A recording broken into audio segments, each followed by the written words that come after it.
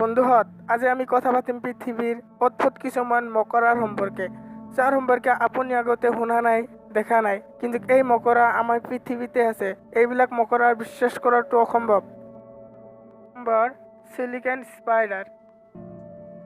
এই মকৰাটো পৃথিৱীৰ সকলোতকৈ বুদ্ধিমান মকৰা। এই মকৰাটো থাকে সাউথ আফ্ৰিকাত। এই মকৰা পোৱালি দিয়াৰ আগতে নিজৰ পোৱালি বেলেগ প্ৰাণীৰ পৰা ৰক্ষা পাবলৈ তাৰ চাৰিওপিনে জালৰ সৃষ্টি কৰে যাতে তাৰ পোৱালিক কোনো জীৱ আক্ৰমণ কৰিব নোৱাৰে আৰু এনেকৈ তাই ঘৰ বনায় আৰু প্ৰতিটো ঘৰত এটাকৈ কণী দিয়ে।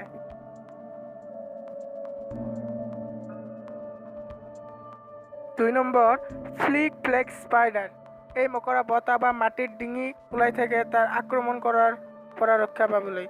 এই মকৰা নিজৰ শৰীৰৰ গোটেইখিনি অংগ ব্যৱহাৰ কৰে ডেন্স কৰাৰ কাৰণে।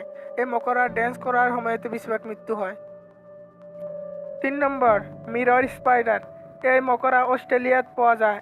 এই মকৰা শৰীৰৰ কাঁচ বা আইনাত লগোৱা থাকে আৰু এই মকৰা শৰীৰৰ কাঁচৰ দ্বাৰা চিকাৰীক সহজে ধোকা দিব পাৰে কাৰণ চিকাৰী এই গিলাচ বা আইনাৰ কাৰণে সহজে দেখা নাপায়। এই মকৰা এই কাঁচ বা গিলাচৰ দ্বাৰা শৰীৰৰ ৰং পৰিৱৰ্তন কৰিব পাৰে। ইয়াৰ এটা কামৰে যিকোনো জীয়াই থকা প্ৰাণী মাৰি পেলাব পাৰে 1 ছেকেণ্ডত। 4 নম্বৰ গলিয়েট কাৰ্ডিয়েটাৰ স্পাইডাৰ। এইটো পৃথিৱীৰ সকলোতকৈ ডাঙৰ মকৰা। ইয়াক সাউথ আমেৰিকাৰ বৰষুণ পৰা অঞ্চলত পোৱা যায়।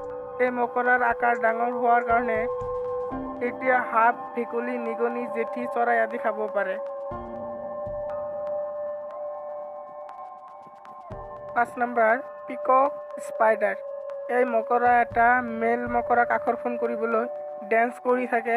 এই মকৰাৰ ৰং বেলেগ বেলেগ হয়। এই মকৰা মানুহৰ বাবে ইমান ক্ষতিকাৰক নহয় কাৰণ ইয়াৰ দাঁতবোৰ সৰু সৰু যাৰ বাবে কামড় দিব নোৱাৰে।